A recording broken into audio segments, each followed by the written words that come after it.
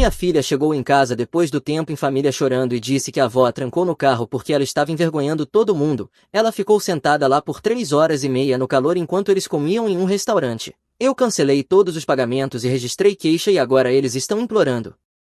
Ei Reddit, minha família trancou minha filha de 8 anos no carro porque ela se comportou mal enquanto eles comiam em algum restaurante, então decidi ensinar a eles uma lição dura. Pegue alguns lanches e escute esse desastre. Antes de tudo deixe eu dar um pouco de contexto. Meu nome é Rei, tenho 36 anos, sou homem e venho bancando minha família há 9 anos seguidos, todo mês, hipoteca de $3.800 da casa deles de 4 quartos em mesa, contas de serviços, 2. Financiamentos de carro, seguro-saúde com cobertura de lacuna, internet e streaming, celulares e um fundo para emergências aleatórias. Eu trabalho como coordenador de logística para uma empresa regional de transporte e ganho cerca de $87.000 por ano, o suficiente para viver confortavelmente, o suficiente para ajudar a família sem me destruir completamente. Ou pelo menos era o que eu pensava quando isso começou. Eu tinha 27 anos quando minha mãe ligou dizendo que estavam com falta de dinheiro para a hipoteca. O consultor financeiro tinha cometido alguns erros, investimentos ruins. Eu poderia ajudar só dessa vez, apenas até eles colocarem tudo em ordem. 9 anos depois o temporário continua firme. Total contribuído $410.400, mais as emergências aleatórias, o telhado, o ar-condicionado, as contas médicas sempre urgentes, sempre meu problema, e em 9 anos nenhuma vez eles disseram obrigado, nada além de silêncio. E expectativas e reclamações ocasionais de que eu estava atrasado em algum pagamento. Minha irmã Kate mora a 10 minutos deles, 2 anos mais nova, casada com Mike, que trabalha com vendas farmacêuticas, 2 filhos, Haley tem 10 anos, Ethan tem 8, meus pais tratam essas crianças como realeza, todo evento vira uma produção, toda conquista é divulgada no grupo da família, as paredes da casa da minha mãe e do meu pai parecem um santuário para a família perfeita da Kate. Eu também tenho uma filha, Maya. Ela tem 8 anos, é minha filha por completo, mesmo que a mãe biológica tenha ido embora quando ela tinha 5, a adoção foi finalizada antes de ela completar 2 anos, não tenho notícias da mãe biológica desde que ela saiu. Então sou pai solo há 3 anos, moramos em um apartamento de 2 quartos em Tempe, temos nossa rotina e ela funciona, fiz questão absoluta de que Maya saiba que é amada e importante, exceto que meus pais a tratam como se fosse invisível. Como se estivessem fazendo um favor só por aparecer, eles vão aos eventos mas vão embora cedo, fazem uma pergunta educada sobre a vida dela e imediatamente voltam para o boletim de honra da Haley ou as estatísticas de beisebol do Ethan. O aniversário da Maya no mês passado foi um exemplo perfeito, aluguei um pavilhão no parque, decorei tudo, encomendei o bolo favorito dela, convidei família e amigos da escola, meus pais chegaram 1 hora atrasados, ficaram 23 minutos. Trouxeram um presente de liquidação ainda marcado com 40% de desconto, foram embora antes de cantarmos parabéns porque tinham reserva para jantar com a família da Kate. Depois Maya me perguntou por que eles não ficaram para o bolo, eu disse que eles tinham algo importante, tem sido assim desde que Maya nasceu, interações mais frias, visitas mais curtas, promessas esquecidas. Enquanto isso Haley ganha um tablet no aniversário, Ethan ganha viagens para Legoland. Quando eu sugeri que a Maya pudesse se juntar a eles em uma dessas viagens, minha mãe realmente riu e disse que era um momento especial só para os filhos da Kate. Disse como se eu devesse saber disso, como se eu devesse entender que a Maya não era especial o suficiente. Minha filha nunca reclama, ela tem essa personalidade doce que me destrói, tímida com pessoas novas mas se solta quando se sente segura, obcecada por biologia marinha, conhece todo animal do oceano, lê livros sobre recifes de coral e criaturas das profundezas. Tira notas máximas, ajuda a dobrar roupa sem ninguém pedir, põe a mesa antes do jantar, o tipo de criança que pede desculpa quando espirra alto demais. Eu a amo mais do que qualquer coisa neste mundo e queimaria tudo para protegê-la. O que é exatamente o que eu estava prestes a fazer, porque naquele sábado às 5 da tarde a Maya entrou pela porta chorando, soluços profundos que vinham de um lugar real e doloroso. Os passos dela estavam errados quando entrou, normalmente ela chega com um salto, com energia, falando sobre o que aconteceu durante o tempo em família com a avó e o avô, mas não naquele sábado. Ela entrou devagar e pesada, largou a mochila como se pesasse 100 quilos, ficou parada na entrada olhando para o nada. O rosto vermelho e manchado, eu estava no sofá revisando alguns relatórios de logística para o trabalho, preparação para a reunião de segunda de manhã que podia esperar. Larguei o tablet no segundo em que vi o rosto dela. Maya, o que aconteceu? As palavras saíram entre soluços. Quebradas, a vovó me fez esperar no carro, meu sangue gelou.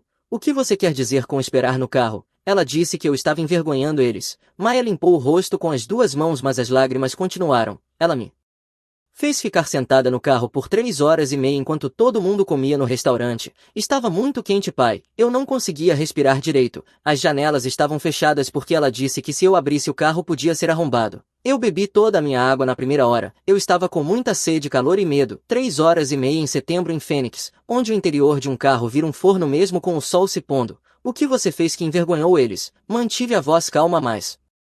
Por dentro eu estava vendo vermelho, algo estava fervendo, se reconfigurando, se tornando algo mais duro e frio e completamente cansado disso tudo. Mai olhou para os sapatos com aquele olhar culpado de criança que acha que isso de alguma forma é culpa dela. Estávamos no restaurante e eu perguntei algo ao garçom sobre o peixe do cardápio. Eu queria saber que tipo era porque estamos aprendendo sobre espécies diferentes na escola. Haley riu bem alto e disse que eu estava sendo estranha, que ninguém liga para peixes. A vovó ficou com uma expressão no rosto. Disse que eu estava causando uma cena, que precisava aprender quando ficar quieta. Disse que eu estava deixando todo mundo desconfortável e que eu precisava ir esperar no carro até aprender a me comportar em público. 3 horas e meia por ser curiosa e interessada.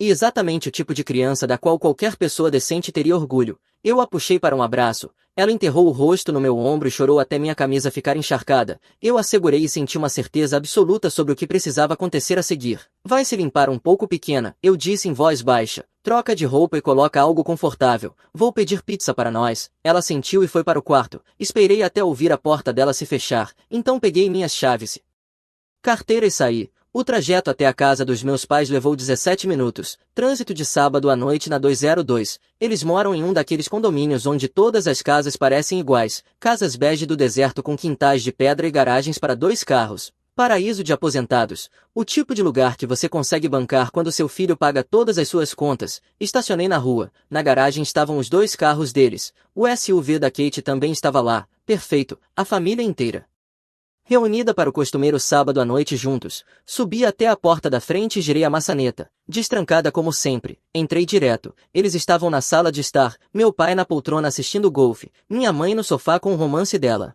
Kate e Mike no sofá de 2 lugares olhando algo no celular do Mike. Haley e Ethan no chão com iPads. Todos levantaram o olhar quando eu entrei. Hey, minha mãe disse confusa. Não estávamos esperando você. Aconteceu alguma coisa. Eu tirei o celular do bolso. Abri o aplicativo do banco. Fui até a página de pagamentos recorrentes, aquela que eu tinha configurado 9 anos atrás e quase não olhava desde então, todos aqueles débitos automáticos que tornavam fácil não pensar em quanto eu estava dando. Comecei a cancelar um por um, cada toque parecia bom. Kate se levantou.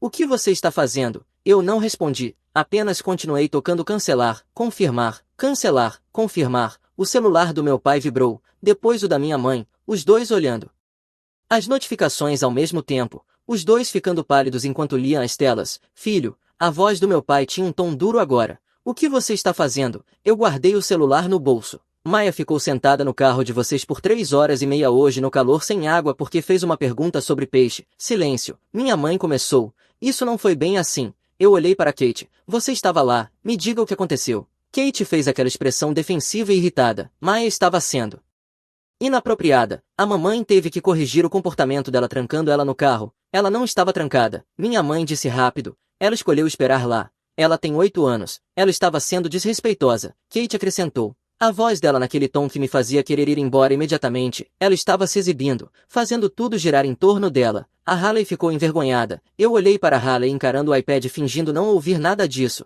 Depois para o Ethan fazendo a mesma coisa. Os dois treinados para não questionar os pais. É isso que vai acontecer, eu disse com a voz completamente calma. Todos os pagamentos que eu venho fazendo param hoje, agora mesmo. Vocês têm cerca de 2 semanas antes da hipoteca ser devolvida. 3 semanas antes de a eletricidade e a água serem cortadas. O seguro dos carros vence. No fim do mês os celulares são desligados quando o ciclo de cobrança acabar. Vocês estão por conta própria. Meu pai se levantou rápido. Você não pode fazer isso, eu já fiz. Nós somos seus pais. Minha mãe disse, a voz tremendo agora. Você nos deve. Eu devo a vocês. Eu ri, frio e amargo. Eu dei a vocês mais de 410 mil dólares ao longo de 9 anos. Eu não devo nada a vocês. Vocês é que me devem. Vocês me devem esses 9 anos. Vocês devem um pedido de desculpas a Maia. Vocês devem a ela o mínimo de decência humana. Mas não vão dar isso a ela. Então eu terminei de dar qualquer coisa a vocês. Kate deu um passo à frente. Você está sendo dramático. Ela ficou sentada num carro por algumas horas. Ela está bem. Sai da minha frente, Kate. Não. Ela cruzou os braços. Você não vai simplesmente entrar aqui e mandar em tudo. Me obriga. Ela se aproximou mais bloqueando a passagem. Você acha que é melhor do que a gente? Acha que pode simplesmente destruir tudo porque seus sentimentos foram feridos? A Maya ficou sentada num carro por 3 horas e meia e está bem. Crianças são mais resistentes do que você pensa, mas você não saberia disso porque fica mimando ela. Você a torna fraca. Eu olhei para minha mãe e meu pai, os dois sentados ali deixando a Kate falar por eles, deixando ela defender isso. 9 anos de pagamentos e era isso que eu recebia. Era isso que todos eles pensavam de mim. Eu contornei a Kate e fui em direção à porta. Atrás de mim meu pai gritava algo sobre responsabilidade. Minha mãe chorava. Kate gritava chamando de egoísta. Eu entrei no carro, liguei o motor e fui embora. Não olhei para trás. Não me senti culpado. Cheguei em casa às 6h40 da noite. Maya estava na sala. Tinha organizado os materiais de arte na mesa de centro, desenhando algo com lápis de cor. Minha filha criando arte enquanto eu acabava de explodir toda a estrutura da nossa família. Você pediu pizza? Ela perguntou sem tirar os olhos do desenho. Ainda não. O que você quer na pizza? Podemos pedir metade queijo, metade pepperoni. Combinado? Eu pedi online enquanto estava na cozinha. Adicionei palitinhos de pão e aquela pizza doce que ela gosta. Transformei aquilo em uma comemoração. Mesmo eu ainda tremendo de raiva por dentro, Maya voltou ao desenho. Eu me sentei no sofá e olhei para o celular. 23 chamadas perdidas até às 7 da noite. 15 mensagens de texto todas da família. Eu as li enquanto Maya desenhava, cada uma mais desesperada e agressiva que a anterior. Mãe Rei, por favor, precisamos conversar sobre isso. Pai, me liga imediatamente. Isso é inaceitável. Kate, você está fazendo birra. Cresce. Mike, cara. Talvez todo mundo devesse esfriar a cabeça e conversar amanhã. Kate de novo. A mamãe está chorando. Você está feliz agora. Você sempre tem que ser a vítima. Sempre tem que fazer tudo girar em torno de você. As mensagens continuavam. Uma mistura de culpa, exigências e manipulação, táticas que provavelmente funcionaram por anos, talvez até funcionassem dessa vez se eu não tivesse visto o rosto da minha filha quando ela entrou por aquela porta. Eu ignorei todas, depois abri o aplicativo do banco e revisei o que tinha feito. Tudo estava em andamento. Hipoteca, contas de serviços, seguro, pagamentos dos carros, celulares, tudo programado para cancelamento. 9 anos de pagamento automático destruídos em menos de 10 minutos. A pizza chegou às 7h30. O entregador entregou com um sorriso. Enquanto comíamos juntos, Maya me contou sobre o desenho dela, falou dos livros que estava lendo, sobre a grande barreira de corais, sobre o branqueamento dos corais e a acidificação dos oceanos e como queria ajudar a consertar isso de alguma forma quando crescesse. Eu ouvi, fiz perguntas e sons apropriados de admiração. Fingi que não estava planejando mentalmente os próximos passos para cortar completamente meus pais das nossas vidas. Fingi que não estava pensando em advogados, ordens de restrição e em garantir que eles nunca mais pudessem machucá-la. Depois do jantar assistimos a um documentário sobre conservação dos oceanos. Maya adormeceu no sofá na metade, a cabeça apoiada no meu ombro. Eu a carreguei para a cama. Essa criança merecia algo melhor, merecia voz que se importassem, que vissem o quão especial ela era, que celebrassem a curiosidade dela em vez de puni-la, que não a trancassem em carros como bagagem indesejada. Voltei para a sala e peguei meu laptop. Comecei a documentar tudo, cada pagamento com datas e valores, cada incidente em que trataram Maya mal, cada vez que escolheram os filhos da Kate em vez da minha. A raiva vinha em ondas. À meia-noite eu tinha 9 anos de registros financeiros organizados em planilhas com categorias codificadas por cores. À 1 da manhã eu tinha capturas de tela de mensagens de texto de anos atrás, conversas em que pediam dinheiro, prometiam me pagar algum dia, em que me manipulavam.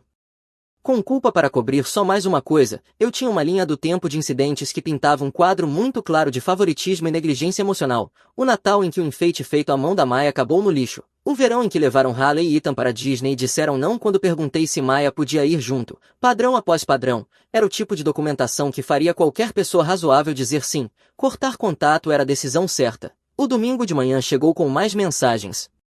38 delas. Eu rolei a tela enquanto tomava café aproveitando o silêncio da manhã. Mãe, seu pai e eu estamos com medo. Por favor, responda. Pai, o banco ligou. Estamos atrasados na hipoteca. Conserta isso agora. Kate, a mamãe teve que tomar remédio por causa do estresse que você está causando. Espero que você esteja orgulhoso de si mesmo. Mike, cara, isso está saindo do controle. Seus pais estão surtando. Eles tiveram 9 anos para aperfeiçoar essas táticas. 9 anos me fazendo sentir responsável pelo bem-estar deles. 9 anos me treinando para pular quando precisavam de algo. Eu bloqueei todos. Apaguei a caixa postal sem ouvir. Deletei o grupo da família. Removi todos das minhas redes sociais. Na manhã de segunda-feira deixei Maia na escola como sempre, dei um beijo de despedida, disse que a amava, observei ela entrar no prédio com a mochila, ainda sorrindo apesar de tudo, depois dirigi até o centro para a delegacia de polícia. Cortar o dinheiro foi o primeiro passo. Consequências legais foi o segundo. A policial da recepção era uma mulher na casa dos 40, com olhos cansados e uma plaqueta com o nome Gutierrez. Ela levantou os olhos do computador quando me aproximei. Preciso registrar um caso de perigo contra uma criança, eu disse. Isso chamou a atenção dela. Ela pegou um formulário e uma caneta. O que aconteceu? Expliquei a situação. Maia trancada no carro por 3 horas e meia em setembro. Calor, sem água. Dei horários e locais específicos. Mencionei que havia testemunhas, todos presentes quando aconteceu. A oficial Gutierrez anotou tudo. Quando mencionei as 3 horas e meia, ela levantou o olhar de forma brusca. O veículo estava sob luz solar direta. Sim, janelas fechadas. A mandíbula da oficial Gutierrez se contraiu. Ela fez perguntas, confirmou informações, anotou meus contatos e os dados da Maia. Quando terminei, ela me olhou seriamente. Isso é crime de colocar uma criança em perigo segundo a legislação do Arizona. Preciso registrar o relatório e encaminhar para os detetives. Eles vão entrar em contato com você em até 48 horas. O que acontece depois? Eles vão entrevistar sua filha, colher o depoimento dela, entrevistar testemunhas se possível. Se encontrarem evidências suficientes, vão apresentar acusações ao gabinete do promotor do condado para processo. Forneci meus contatos, assinei os formulários, recebi um número de caso. Todo o processo levou 40 minutos. Quando saí, meu telefone estava tocando. Número desconhecido. Atendi mesmo assim. Hey, é sua mãe. Desliguei e bloqueei o número. O telefone tocou de novo imediatamente. Outro número desconhecido. Pai, desta vez. Hey, escuta. Você precisa parar com isso. A polícia ligou. Estão investigando a gente por colocar uma criança em perigo. Isso é loucura. Não foi isso que aconteceu. Foi exatamente isso que aconteceu. Sua mãe cometeu um erro de julgamento. Só isso. Não merecemos ter a polícia envolvida. Maia merecia não ser trancada em um carro. Mas aqui estamos. Desliguei, bloqueei esse número também. Na terça-feira as ligações começaram a vir de números que eu não reconhecia. Amigos dos meus pais, amigos da família, parentes distantes que de repente passaram a se importar com a situação, todos com a mesma mensagem dizendo que eu estava exagerando, que eu estava destruindo a família e que precisava consertar isso antes que fosse longe demais. Eu ignorei todos sem exceção. Na tarde de quarta-feira recebi uma ligação do detetive Collins. Ele perguntou se eu poderia levar a Maia à delegacia para uma entrevista. Disse que haveria um especialista em defesa da criança presente e que tudo seria feito de forma gentil e adequada à idade dela. Na quinta-feira depois da escola levei a Maia ao centro. Expliquei que algumas pessoas queriam fazer perguntas sobre o sábado. Ela assentiu e perguntou se eu estaria lá com ela. Eu disse que ficaria logo do lado de fora.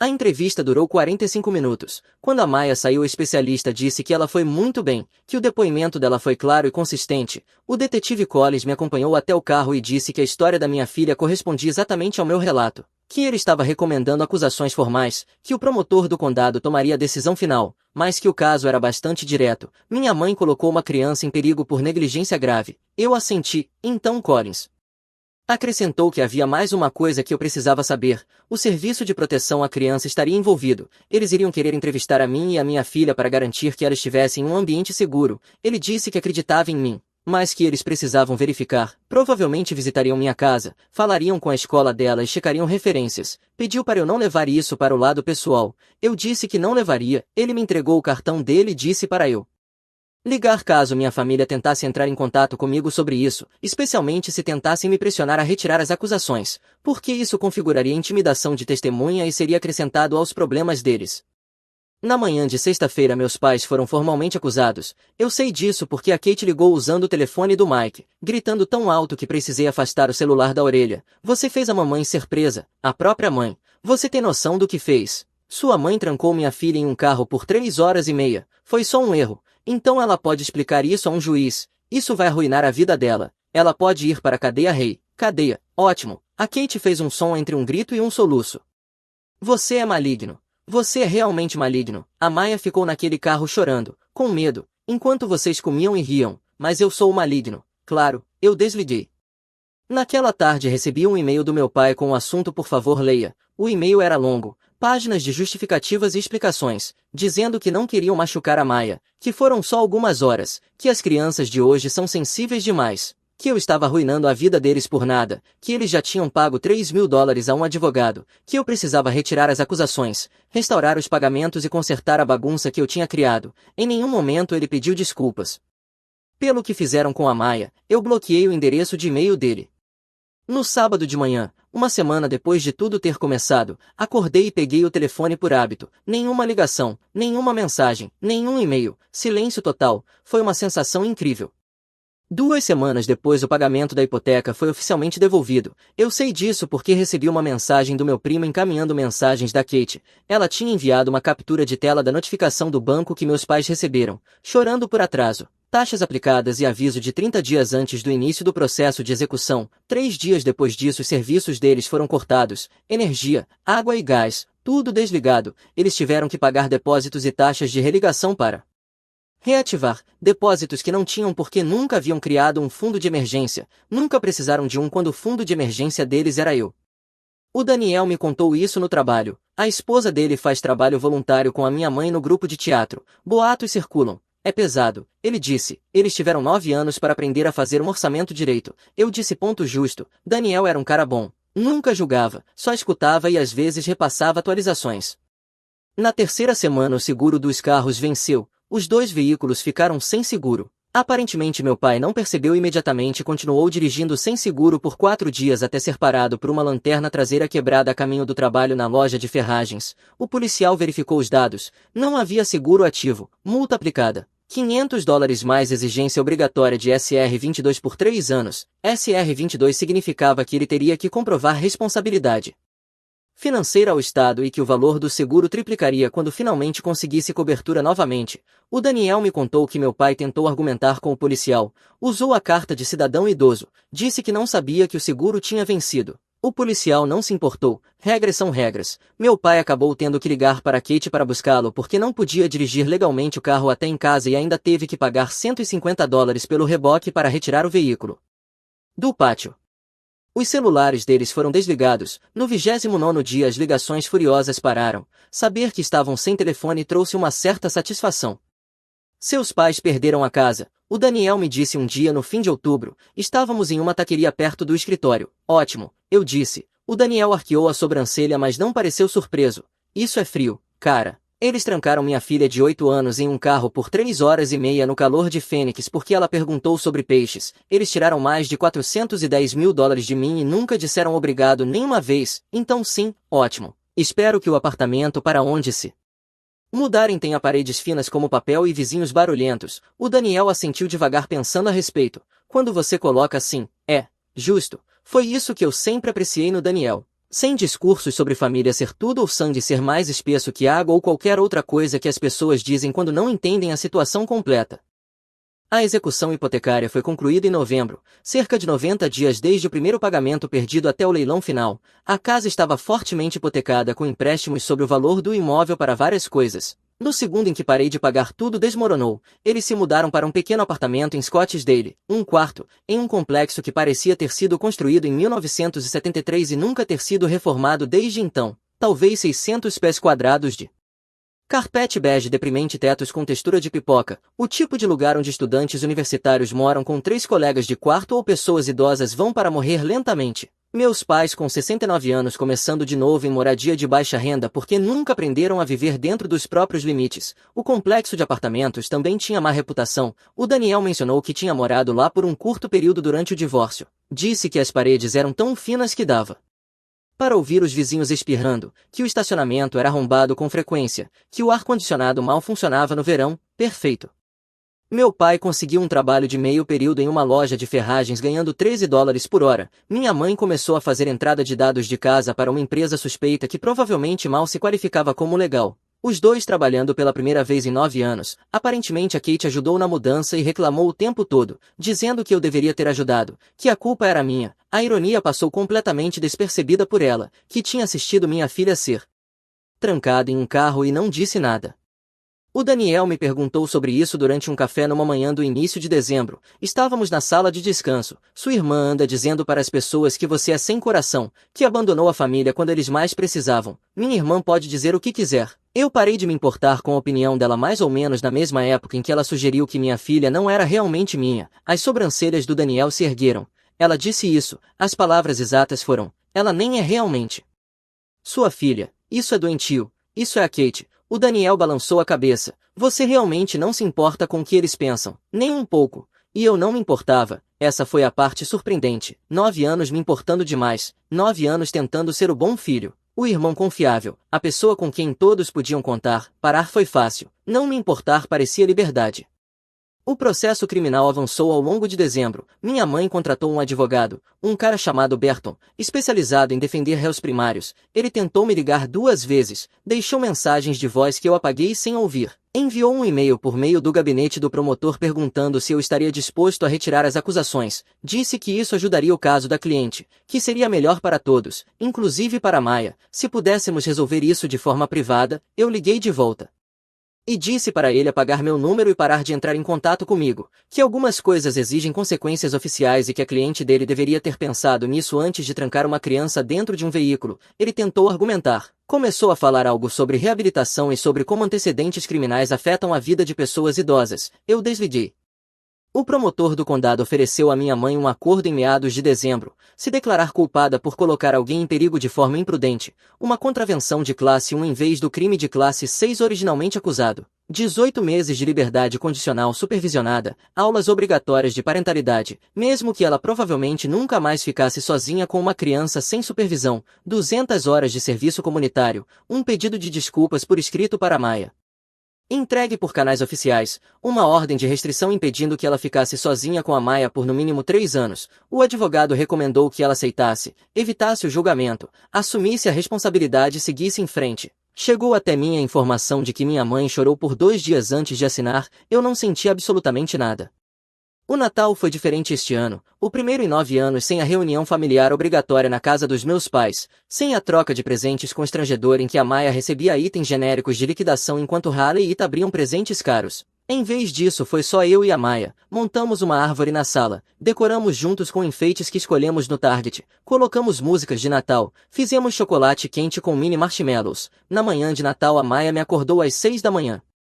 Como sempre, sentamos perto da árvore e abrimos os presentes. Eu exagerei este ano. Livros de biologia marinha, um microscópio para observar amostras de água, materiais de arte, um traje de neoprene e um conjunto de snorkel para quando fossemos à Califórnia no próximo verão, roupas que realmente serviam, uma bicicleta nova porque ela tinha crescido demais para a antiga. Ela abriu cada presente com alegria pura. Esse é o melhor Natal de todos, ela disse abraçando uma tartaruga marinha de pelúcia gigante, e era. Por que não estávamos assistindo outras crianças receberem mais atenção? Não estávamos indo embora cedo para que meus pais pudessem ter a verdadeira celebração com a família da Kate. Passamos o dia fazendo o que quisemos, assistimos filmes, fizemos biscoitos, construímos um enorme diorama de Recife de coral com peças de Lego, só nós dois, exatamente como deveria ser.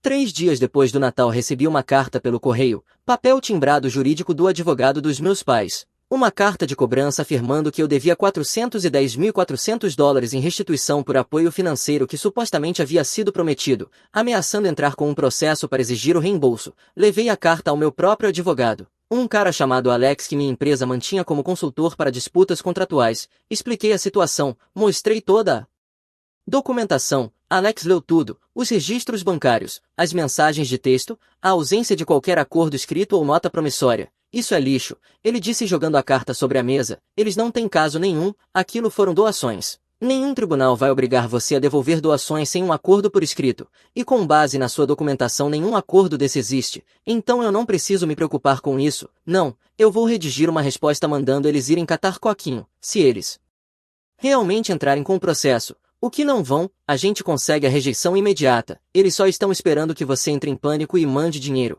Não vai acontecer, ótimo. Você finalmente está aprendendo. Ele se recostou na cadeira. Entre nós dois. Essa é a tentativa de arrancar dinheiro mais desesperada que eu vi em meses. Eles estão quebrados e se debatendo. Isso acontece o tempo todo. Saí do escritório dele me sentindo leve.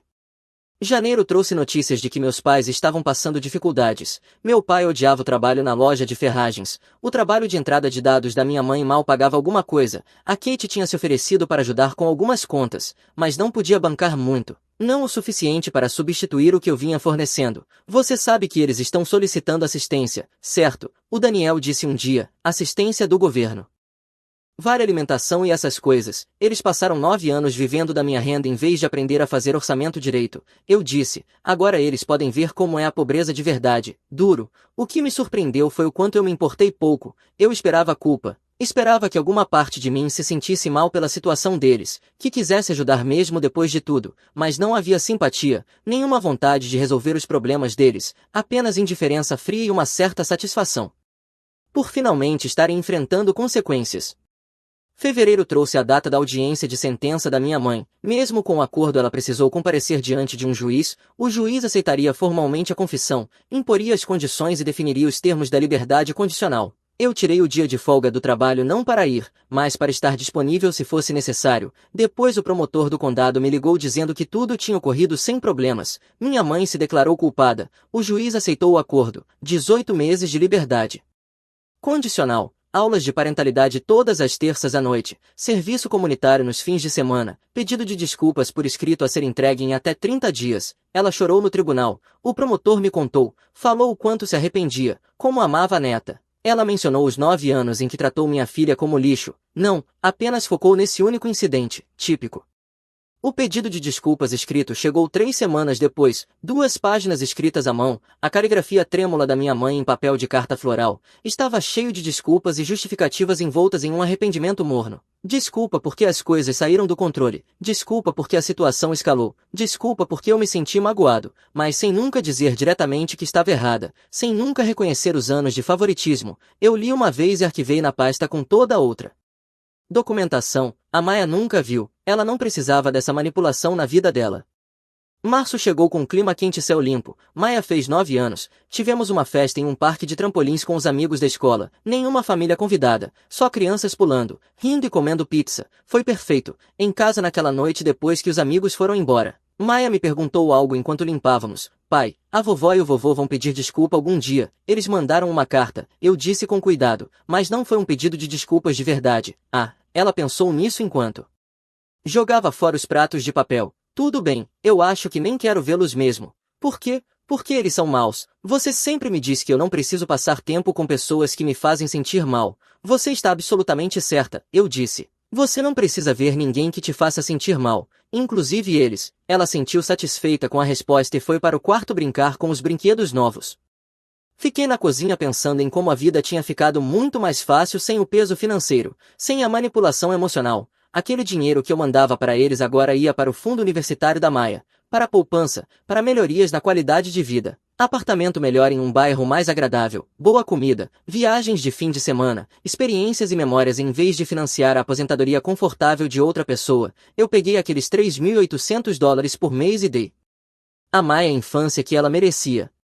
Em abril, Daniel contou que meus pais tinham se adaptado à nova realidade, os dois trabalhando em tempo integral agora, meu pai na loja de ferragens, minha mãe tinha conseguido algo melhor em outra empresa de entrada de dados. Eles reduziram ainda mais, se livraram de um carro, mudaram para um apartamento ainda mais barato, aprenderam a fazer orçamento, aprenderam a viver dentro dos próprios limites. A Kate aparentemente dobrou a narrativa dela, contou para todo mundo que eu era horrível, que abandonei a família, que eu deveria perdoar e esquecer e restaurar a família. Eu soube disso por vários caminhos, conhecidos em comum, parentes distantes que se sentiram compelidos a compartilhar. Eu não me importei. A Kate podia contar a história que quisesse. As pessoas que importavam sabiam a verdade. Em um sábado de maio encontrei a Kate no mercado por acaso. Eu estava na seção de frutas com a Maya olhando maçãs. Me virei lá e estava ela. Carrinho cheio de produtos orgânicos, roupa esportiva de marca, cabelo e unhas impecáveis. Nossos olhos se encontraram. Ela parecia querer dizer algo. Abriu a boca, então olhou para Maya e a expressão mudou. Hey, ela disse por fim. Kate, eu respondi. Ela olhou ao redor para outros clientes próximos. Como você tem estado? Bem? Só isso. Bem, o que você quer que eu diga? Ela mudou o peso do corpo desconfortável. A mamãe está passando dificuldades. Você sabe disso, né? Maya segurou minha mão. Pai, podemos ir? Sim, pequena. Já terminamos aqui. Passamos pela Kate sem dizer mais nada. Pagamos. Colocamos as compras no carro e fomos para casa. Maia não comentou, nem eu. Junho trouxe uma visita inesperada do meu pai. Ele apareceu no meu apartamento em um domingo à tarde. Abri a porta e o encontrei ali parado, parecendo mais velho do que eu lembrava, ainda com o uniforme da loja de ferragens. Hey, podemos conversar? Não? Por favor. 5 minutos. Olhei para dentro do apartamento. Maia estava na casa de uma amiga em uma brincadeira. Não havia motivo para ela ver isso. Você tem 3 minutos. Eu disse, sem abrir mais a porta, sem convidá-lo a entrar. Eu quero pedir desculpas. Você quer que eu restaure os pagamentos? Não. Ele balançou a cabeça. Quero dizer, sim, estamos com dificuldades, mas eu vim principalmente para dizer que sinto muito. Estávamos errados. A forma como tratamos a Maia estava errada. A forma como esperamos sua ajuda sem gratidão estava errada. Tudo isso, eu me apoiei no batente da porta com os braços cruzados. Você sente muito porque está quebrado, não porque realmente se arrepende do que fez. Isso não é verdade. É verdade sim. Você passou 9 anos pegando meu dinheiro. Você viu sua esposa trancar minha filha em um carro. Você não fez nada, não disse nada. E agora está aqui porque precisa de dinheiro. Não porque se importa. Ele abaixou a cabeça. Não conseguiu me olhar nos olhos. O tempo acabou. Vá embora, rei. Vá embora agora antes que eu chame a polícia e diga que você está violando a ordem de restrição. Ele foi embora, caminhou até o sedã velho e dirigiu para longe. Fechei a porta e não senti absolutamente nada. Nenhuma culpa, nenhum arrependimento, nenhuma dúvida.